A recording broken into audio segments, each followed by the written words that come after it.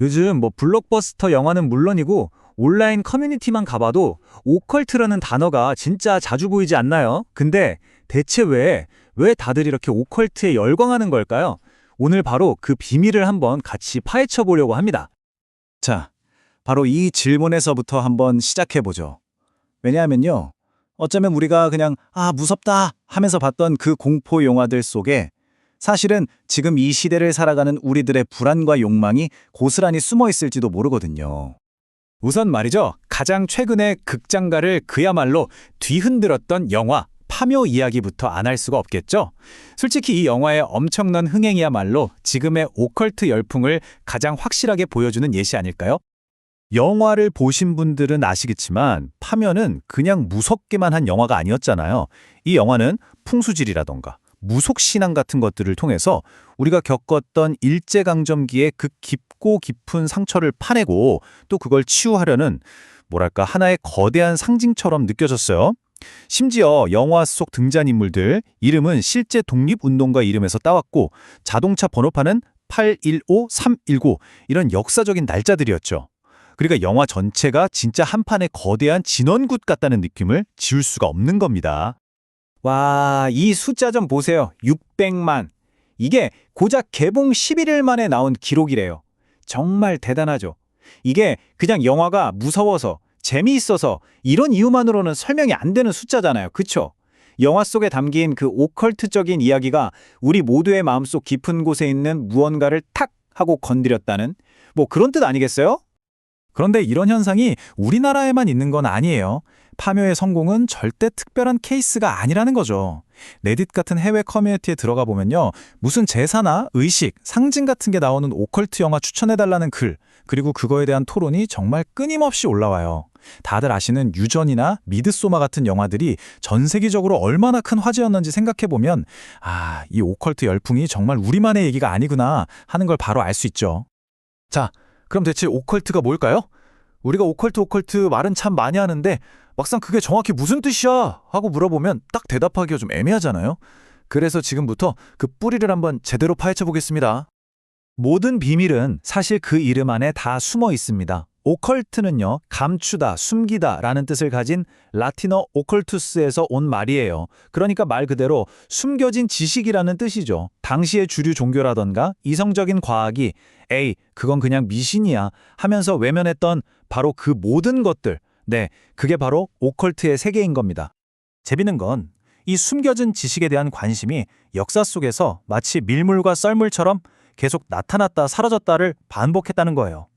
예를 들어 르네상스 시대에는 연금술 같은 신비주의가 진지한 탐구의 대상이었어요. 그런데 17세기에 들어서 합리주의가 대세가 되면서 이건 그냥 비이성적인 미신이다 하고 폄하됐죠. 그러다가 19세기 말에 프로이트나 융 같은 정신분석학자들이 나타나서 꿈이라던가 무의식처럼 우리 눈에 보이지 않는 마음의 세계를 탐구하기 시작하잖아요.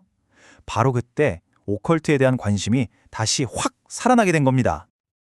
근데 있잖아요. 오컬트가 항상 이렇게 공포랑만 연결되는 건 아니에요. 여기 오컬트를 오히려 자기 해방과 창조를 위한 아주 강력한 도구로 사용했던 정말 놀라운 예술가가 한 명 있습니다.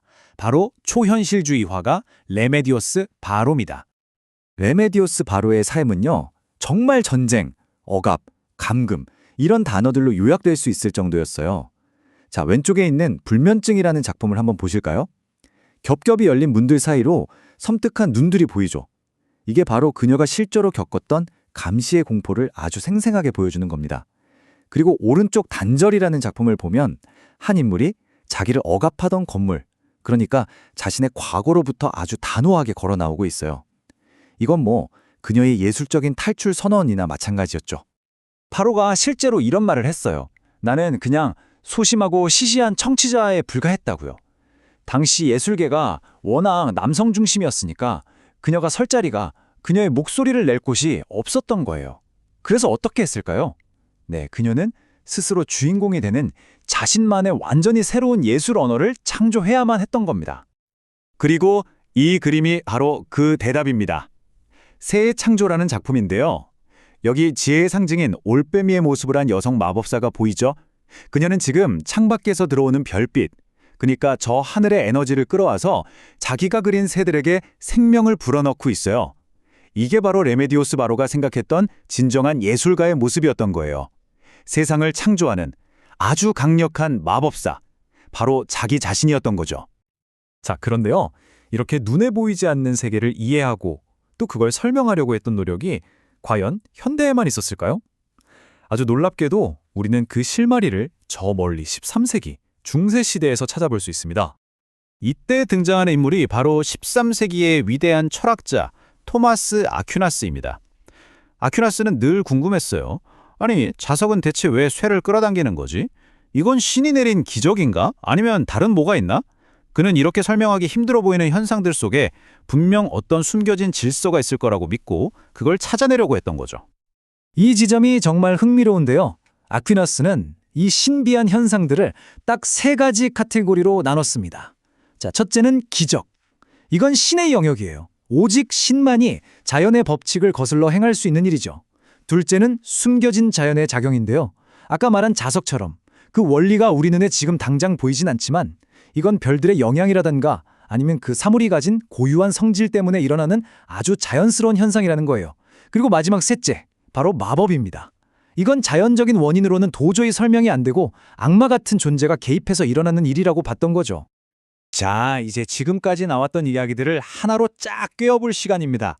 중세시대의 철학자, 20세기의 초현실주의 예술가, 그리고 지금 우리 시대의 영화감독까지 전혀 상관없어 보이는 이 사람들이 대체 어떻게 연결이 될까요? 결론부터 말하자면 이 모든 건 결국 우리가 사는 이 현실 너머에 있는 무언가를 이해하려는 시도였다는 겁니다. 토마스 아퀴나스는 신의 섭리를 이해하려고, 레메디오스 바로는 억압적인 현실에서 탈출하려고, 그리고 영화 파묘의 감독은 우리 민족의 트라우마를 치유하려고, 결국은 모두가 숨겨진 것을 탐구하는 오컬트라는 똑같은 도구를 사용했던 셈이죠. 자, 이제 마지막으로 여러분께 이 질문을 한번 던져보고 싶습니다.